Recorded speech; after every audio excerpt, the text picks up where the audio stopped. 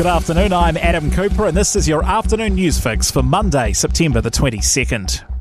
Schools across the country are set to benefit from an accelerated investment in school property. Education Minister Erica Stanford has unveiled a $413 million package for maintenance and improvements, which enables work to take place over the upcoming school holidays.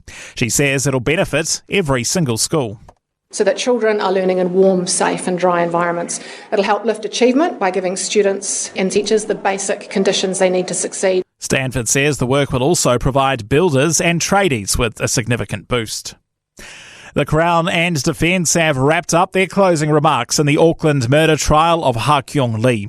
The 45-year-old is charged with murdering her two children in 2018 and leaving them in suitcases in a storage unit. Lee accepts she caused their deaths but has mounted an insanity defence.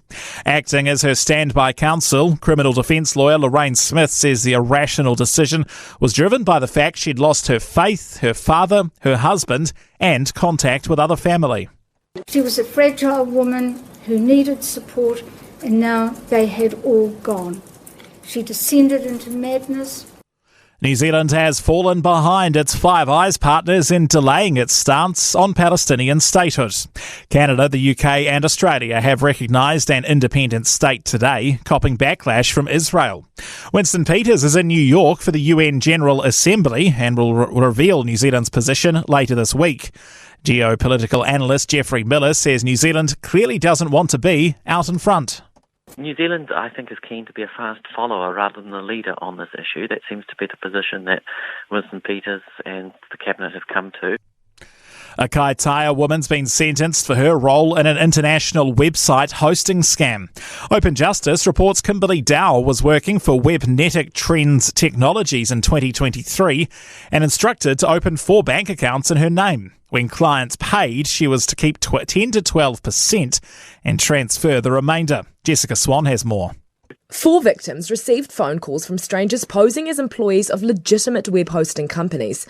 They were then scammed over different website fees and sent fake invoices requesting payment to Dow's accounts. She was found guilty of 10 charges relating to money laundering and receiving property. Kiwi Rail says it's on the home stretch with work to prepare for Auckland's City Rail link. School holiday upgrades means there's disruption on the southern and western lines, with services being replaced by buses. Kiwi Rail Chief Metro and Capital Program Officer Dave Gordon says there is light at the end of the tunnel.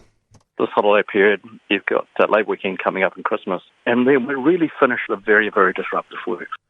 In sport, a major boost for the All Blacks ahead of Saturday's Bledisloe Cup test against the Wallabies in Auckland, with 4 players off the injury list.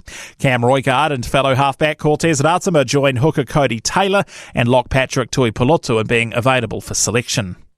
Breakers basketball coach Patri Kopinen is concerned about the fitness of his team after losing both opening ANBL fixtures.